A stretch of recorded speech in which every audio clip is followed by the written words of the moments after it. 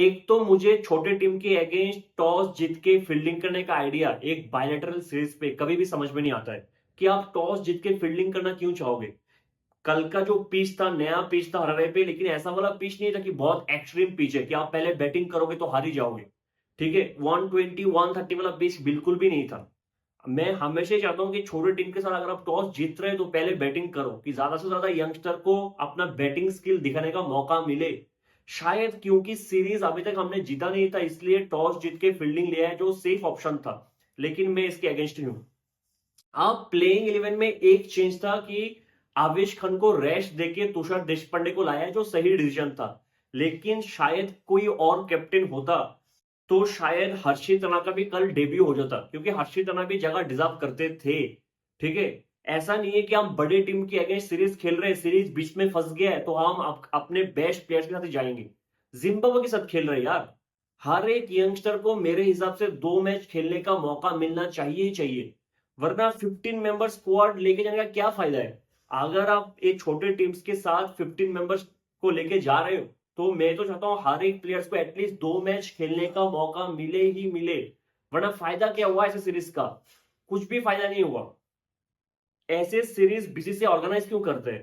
ताकि छोटे जो भी यंगस्टर्स हैं हमारे उनको अपना टैलेंट डिस्प्ले करने का मौका मिले, और जब एक नेक्स्ट सीरीज आए, एक बड़ा सीरीज आए, तो एटलीस्ट सिलेक्टर्स इनको कंसिडर करे कि अच्छा इस यंगस्टर ने उस सीरीज पे अच्छा किया था। इस ऐसे सीरीज बीसीसीआई ऑर्गेनाइज करते हैं हमारे यंगस्टर्स के लिए, सीनियर प्लेयर्स के लिए नहीं। लेकिन इस सीरीज से किसको फायदा हुआ? कोई यंगस्टर्स को फायदा हुआ? किसी को फायदा नहीं हुआ। इसको अभिषेक शर्मा को ओपनिंग पोजीशन में बैटिंग करने का मौका नहीं मिल रहा है, संजू को ठीक से बैटिंग करने का मौका नहीं मिल रहा है। 18th ओवर में जहां पे रिंकू को बैटिंग करना आना चाहिए था लास्ट मैच पे, उधर अपने संजू को भेज दिया। किसी को भी मौका नहीं मिल रहा है अपना फायदा दिखाने का, अपना टैलेंट दिखाने के लिए। इस पूरे सीरीज में जिसने फायदा उठाया है वो है शुभमन गिल। एकमात्र शुभमन गिल ने इस सीरीज पे फायदा उठाया है। भला हो कि ऋतुराज ने अपना अपॉर्चुनिटी ग्रैब किया है, इसलिए थोड़ा बहुत फायदा उसको मिल गया कि उसने रन बना लिया, वरना किसी का भी इस सीरीज से फायदा नहीं हुआ है। और मैं इसलिए डिसअपॉइंटेड हूं क्योंकि मैं Shubman Gill as a batsman को बहुत हाई रेट करता हूं, और मुझे लगा था कि शुभमन गिल इंडिया के लिए बहुत अच्छा करेगा, बहुत बेहतरीन करेगा। ठीक है, लेकिन शुभमन गिल ने मुझे बहुत ज्यादा डिसअपॉइंट किया एज ए कैप्टन। पूरे सीरीज पे ना मुझे मतलब शुभमन गिल का बहुत चिंदी कैरेक्टर बाहर निकल के आया है कि बहुत डेस्परेट कैप्टन लगा मुझे, बहुत ज्यादा। और मुझे मतलब बिल्कुल भी उम्मीद नहीं थी कि शुभमन गिल ऐसा करेगा।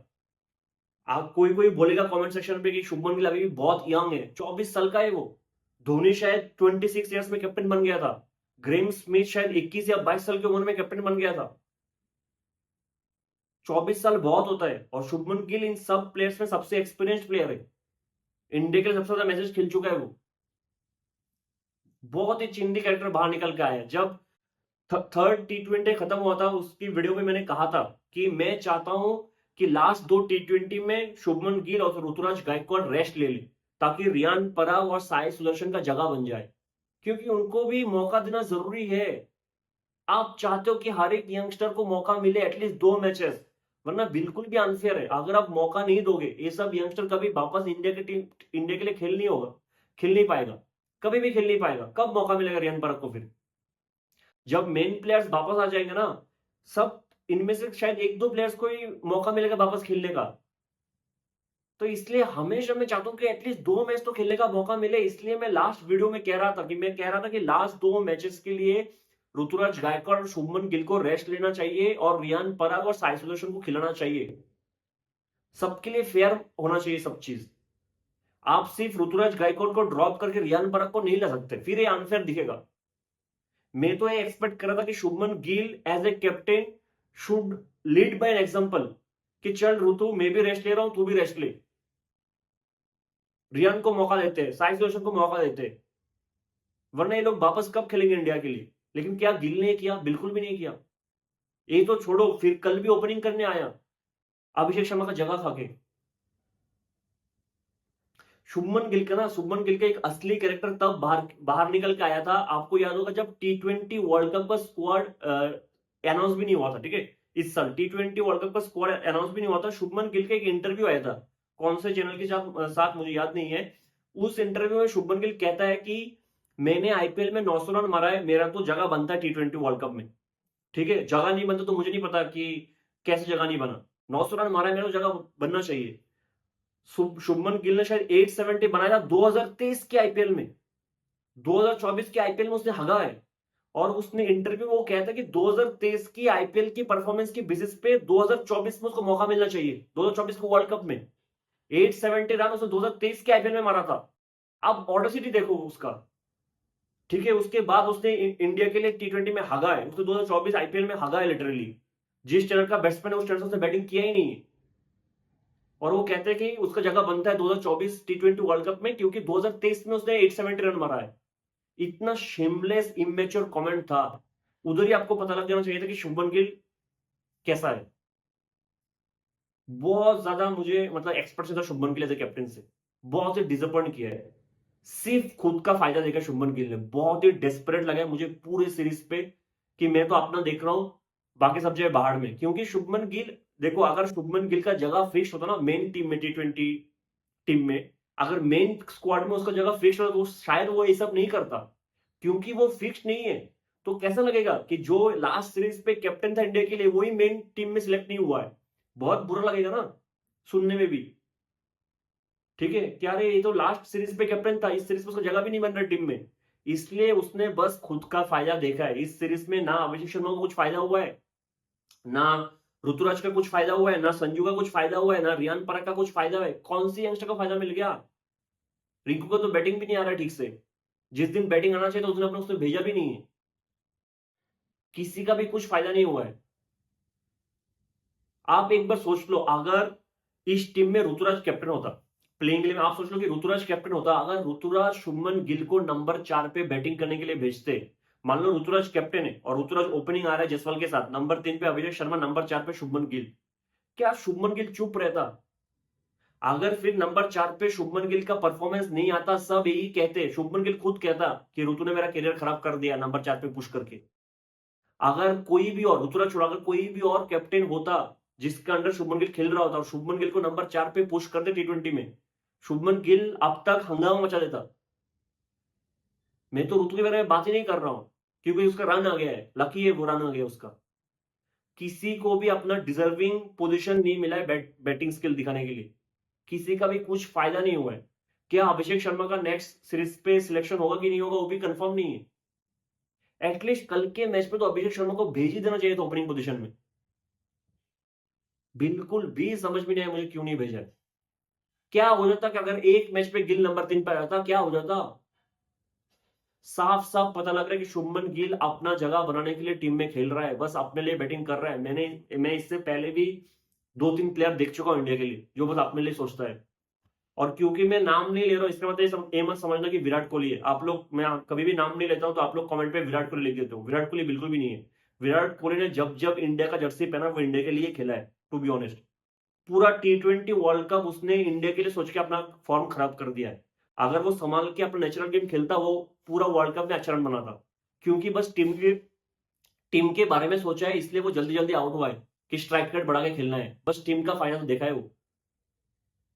कितने सारे प्लेयर्स है यार जो बस टीम का सोचता है। युवराज सिंह, सुरेश रैना, इन्होंने, मैंने कभी नहीं देखा इनको कि वो खुद के लिए खेल रहा है। जब आउट ऑफ फॉर्म होते तब भी वो लोग खुद के लिए नहीं खेलते। आप शुरू से शुरू करते हैं। 4th T20 मैच था, टॉस जीत के शुभमन गिल ने फील्डिंग चुना है, सेफ डिसीजन था।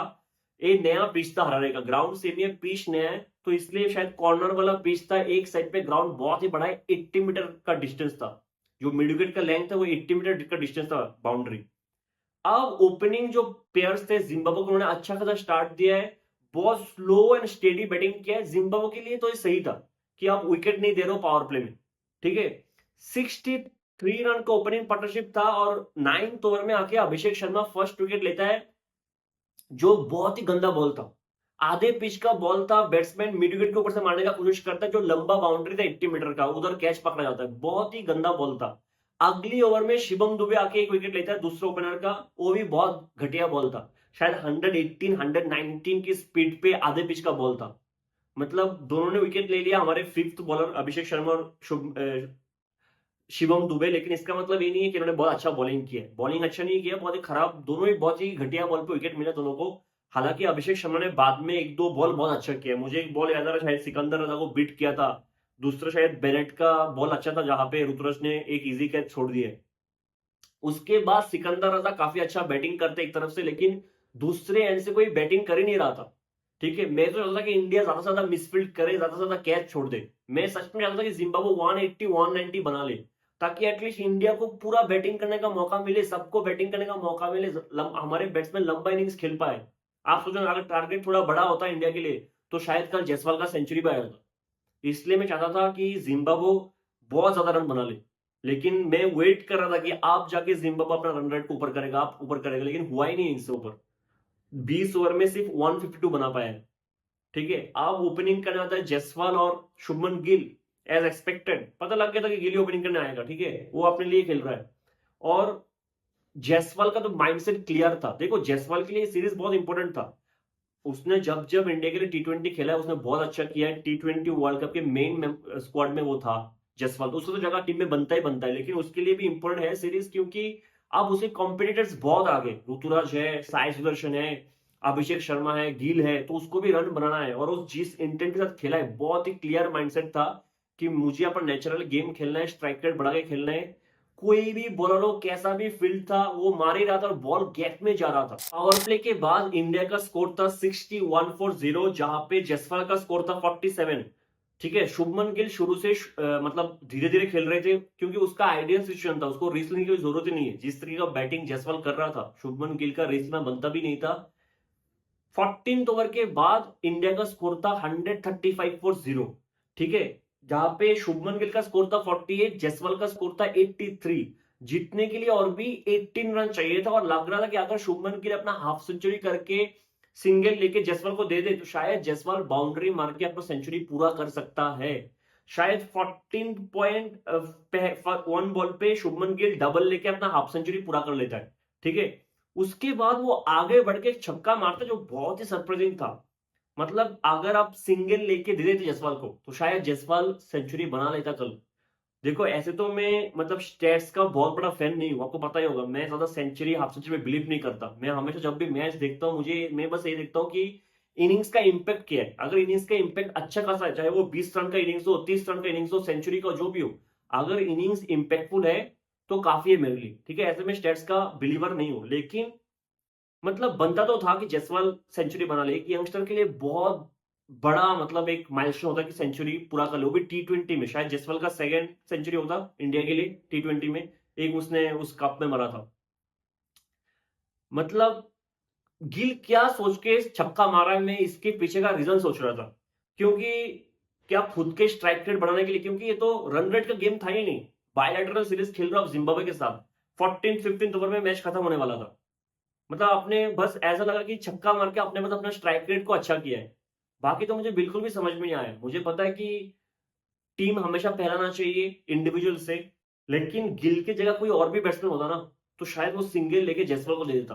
टू बी वेरी ऑनेस्ट, साफ साफ पता लग गया कि गिल आउट ऑफ फॉर्म है, वो डेस्परेट है, उसको खौफ है वो टीम से निकल जाएगा। ठीक है, उसको है कि मतलब उसका कितना बेइज्जती होगा कि वो कैप्टन रह के नेक्स्ट सीरीज पे ड्रॉप हो जाएगा। उसके दिमाग में साफ साफ यही सब चीज चल रहा है, इसलिए उसने छक्का मारा है। देखो मैं बहुत, अगर आपको वो मैच याद होगा रोहित शर्मा ने जहां पे 264 बनाया था ओडीआई में श्रीलंका के साथ, रॉबिन उथप्पा बैटिंग कर रहे थे उनके साथ। ठीक है, अगर रॉबिन उथप्पा बैटिंग करता ना उस दिन रोहित शर्मा का 250 रन कभी भी नहीं बनता। आप उस मैच का हाईलाइट देख लो, अगर रॉबिन उथप्पा ठीक से बैटिंग करता उस दिन रोहित शर्मा का 250 कभी भी नहीं बनता, और मतलब माइलस्टोन कभी क्रिएट ही नहीं होता, रिकॉर्ड कभी क्रिएट ही नहीं होता कि किसी ने ओडीआई पे 250 मारा है। रोहित शर्मा 250 मार पाया क्योंकि रॉबिन उथप्पा हर एक बॉल पे सिंगल लेके इसको दे रहा था, रोहित शर्मा को दे रहा था हर एक बॉल पे रॉबिन उथप्पा। और वो सीरीज रॉबिन उथप्पा के लिए बहुत ज्यादा इंपॉर्टेंट था। रॉबिन उथप्पा वापसी कर रहा था इंडिया की टीम में, बहुत लंबे टाइम के लिए ड्रॉप हो चुका था रॉबिन उथप्पा, वो वापसी कर रहा था। वापसी करते हुए भी उसने अपने बारे में बिल्कुल भी नहीं सोचा। अगर आपको रॉबिन उथप्पा को जज करना है ना एज ए पर्सन, वो कैसा है, वो वाला इनिंग्स के बारे में बात करो कि रॉबिन उथप्पा जो इंडिया की टीम में वापसी कर रहा था, उसको पता था कि वो अगर अच्छा नहीं करेगा ड्रॉप हो जाएगा नेक्स्ट सीरीज पे फिर से, फिर भी उसने अपने लिए नहीं खेला। उसके दिमाग में बस ये था कि रोहित रोहित शर्मा 250 बना ले आज, वो सिंगल सिंगल डॉट बॉल खेल के रोहित शर्मा को दे रहा था कि जितना स्ट्राइक रोहित शर्मा करे उतना अच्छा है। एक इंसान के बारे में बहुत कुछ बोल जाता है, इसलिए मुझे रॉबिन उथप्पा बहुत पसंद है, बहुत ज्यादा पसंद है। मैं अभी भी बोलता हूँ, अगर रॉबिन उथप्पा नहीं होता उस दिन तो रोहित शर्मा का 250 कभी भी नहीं आता। ठीक है। शुभमन गिल जो इंडिया का one of the best batsman है अभी, ठीक है, इतना एक्सपेक्टेशन है, इसका कैरियर इतना लंबा जाने वाला है, उसको इतना क्यों डर है? क्या डर है उसको कि वो सिंगल लेके, मतलब मेरे हिसाब से शुभमन गिल जब 48 में था ना, तब भी वो सिंगल लेके जयसवाल को दे सकता था। मतलब उसको चाहिए था वो 50 करे, क्यों? क्या मायने रखता है इस 50? अगर तेरे लिए 50 माइलस्टोन है, क्या जयसवाल के लिए 100 माइलस्टोन नहीं होगा? अगर तू चाहता कि मैं अपना 50 कर लूं, क्या जयसवाल नहीं चाहता मैं अपना सेंचुरी कर लूं? 50 ज्यादा बड़ा है कि 100 ज्यादा बड़ा है? और एक बस उतप्पा नहीं, मैंने बहुत सारे बैट्समैन को देखा है जिसने अपना 50 सेक्रीफाइस किया है कि चाहिए नहीं मुझे 50 की, ओपोनेंट के बैट्समैन रन बना लेता था। हालांकि जयसवाल ने बहुत अच्छा इनिंग्स खेला है 93 रन का, लेकिन सेंचुरी आ जाना चाहिए था। ठीक है। हालांकि मैं फिर से कह रहा हूं कि मुझे ज्यादा फर्क नहीं पड़ता, सेंचुरी नहीं आएगा फिर भी जयसवाल का इनिंग्स इतना ही हाई रेट करूंगा मैं। ठीक है। लेकिन गिल के बारे में बहुत कुछ बाहर आ गया अभी कि गिल किस तरीके का मतलब सोच रखता है। मतलब आई एम वेरी डिसअपॉइंटेड कि गिल ने जो भी किया ना पूरे सीरीज पे। आज एक लास्ट मैच है और मैं एटलीस्ट आज चाहता हूं कि गिल ओपनिंग पे ना आए। एटलीस्ट आज के मैच में तो अभिषेक शर्मा को ओपनिंग आना चाहिए ही चाहिए, लेकिन देखते कि क्या अभिषेक शर्मा ओपनिंग करने आता है, क्या रियान पराग को मौका मिलता है। मिलते हैं अगली वीडियो में, तब तक के लिए जय हिंद।